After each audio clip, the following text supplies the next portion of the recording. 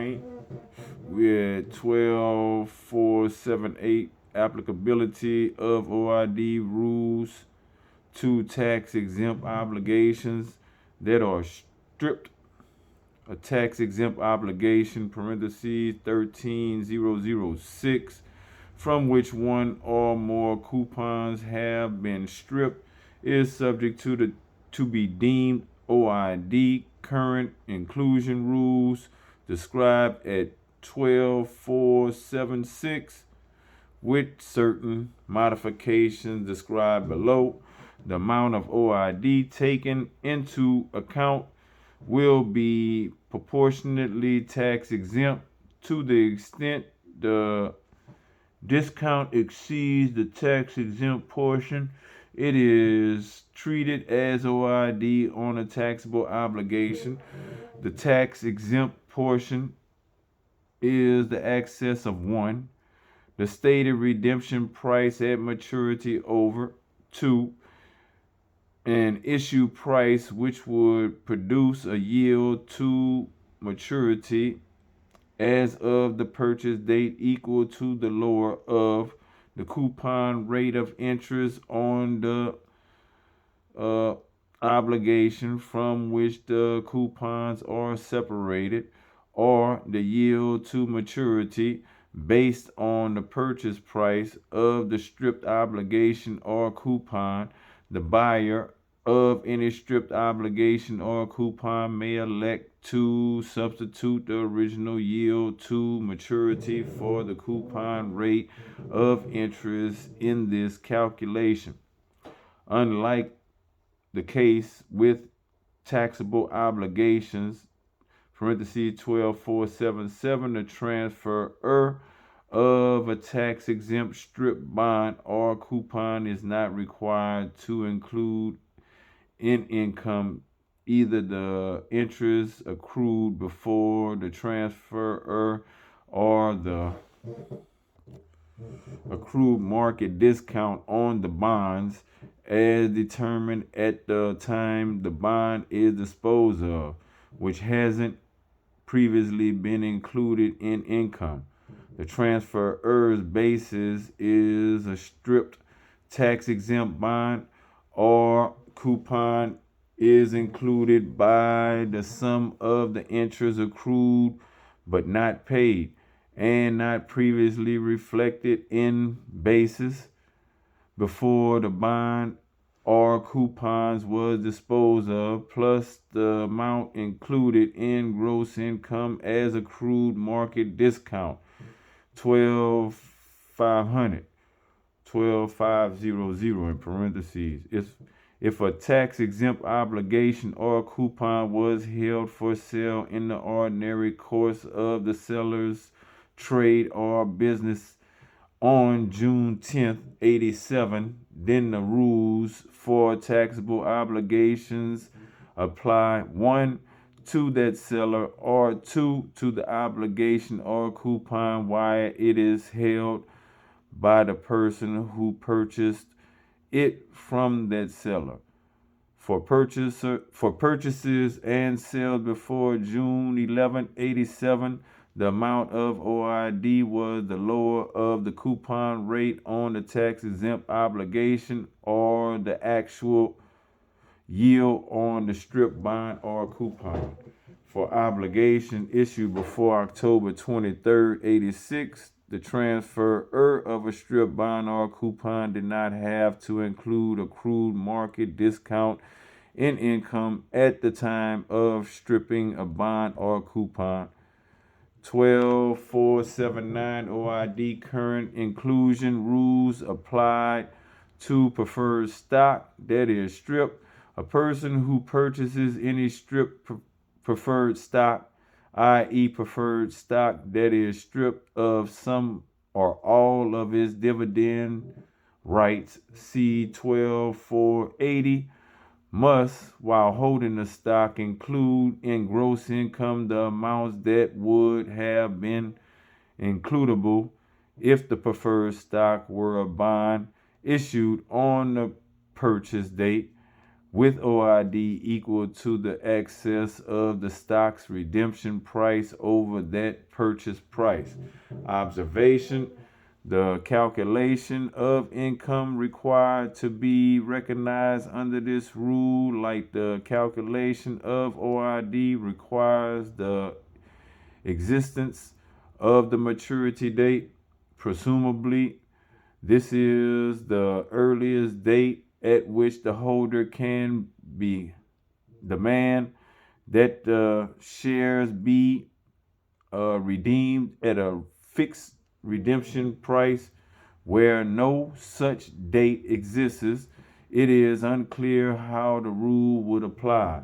Any amount included in gross income under this rule is treated as ordinary income other than interest or dividends.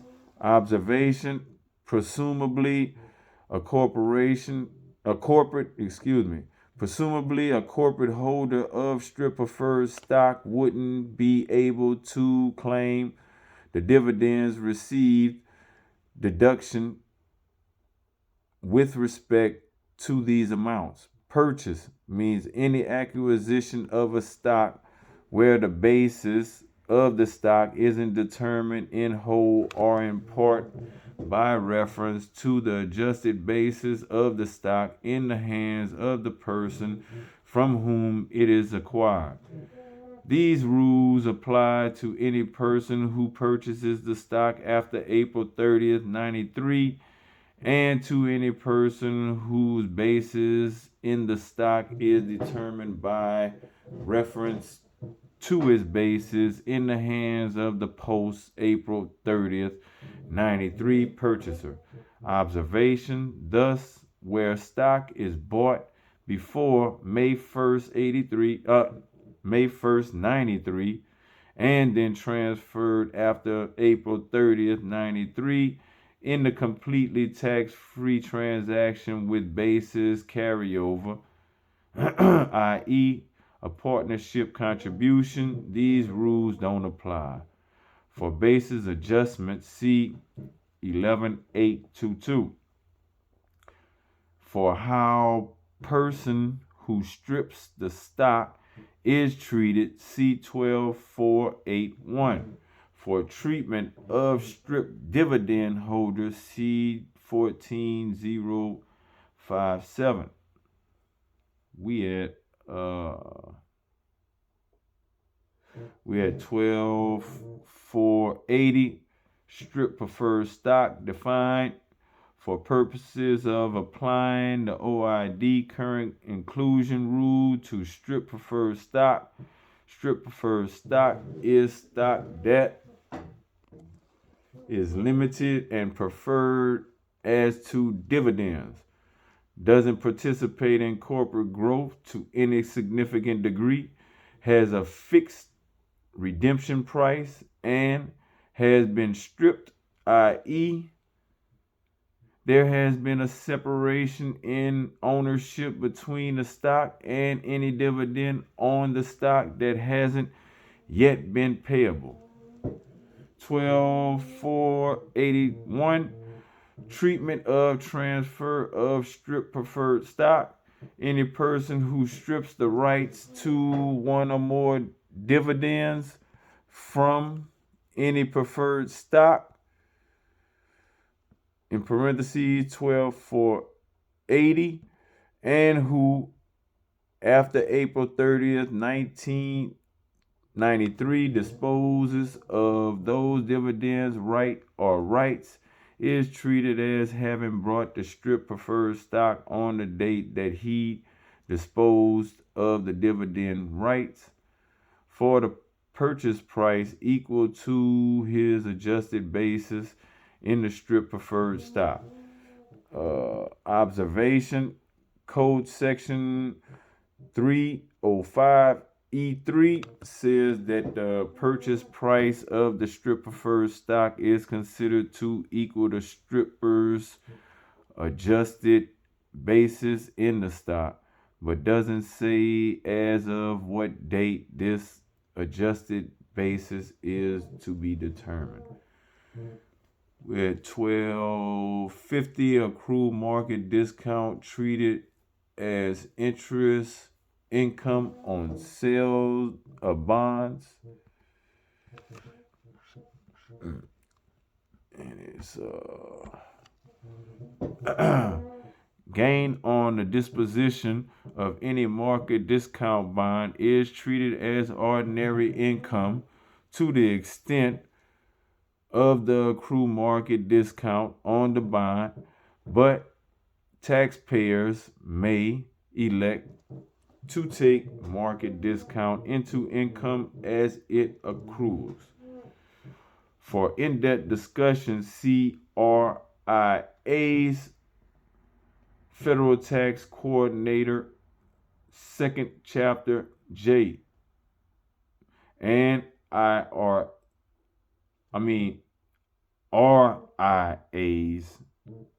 Analysis and Federal Taxes Income Chapter J. So that for in-depth discussion, see RIA's Federal Tax Coordinator, 2nd Chapter J, and RIA's Analysis of Federal Taxes Income Chapter J. We're at 12501, disposition of market discount bond. Disposition of, and it says disposition of market discount bonds. Gain on the disposition of any market discount bond, in parentheses 12502, is treated as original income to the extent of the accrued market discount on the bond, in parentheses 12504. For election to include the accrued market discount currently, see 12505. Observation: any recognized gain in excess of the accrued market discount would be capital gain if the bond was a capital asset.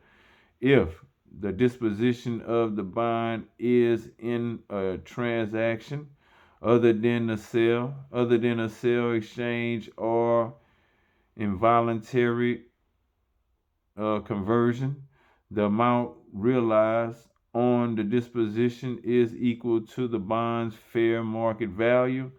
The amount treated as ordinary income under this rule is treated.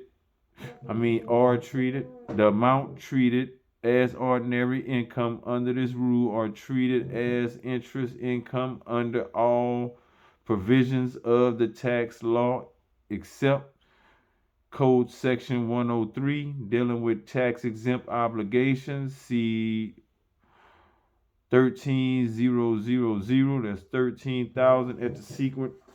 And I don't think I have to go up. Code Section 871A and 881, dealing with the U.S. tax on non-resident aliens and foreign corporations for income not effectively connected with a U.S. business. See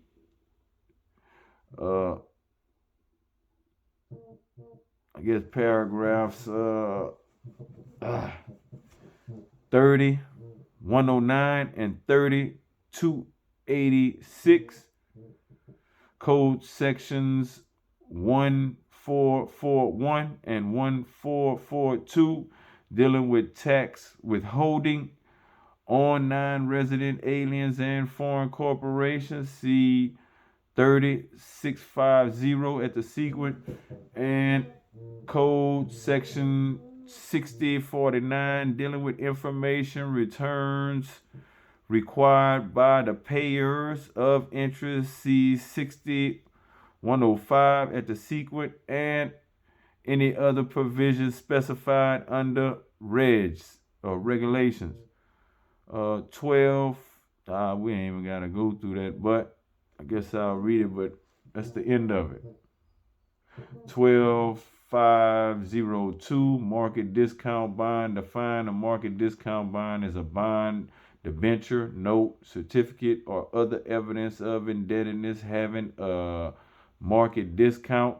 12503, other than a short-term obligation, i.e. with a fixed maturity date of not more than 1 year from the issue date. But that's the end of what I got. So we had 31-8 American Jurisprudence, second edition. And we read from American Jurisprudence, second edition, volume 33A, 1994 edition, federal taxation 4,000 through 17954, but I don't think we went that far. But peace.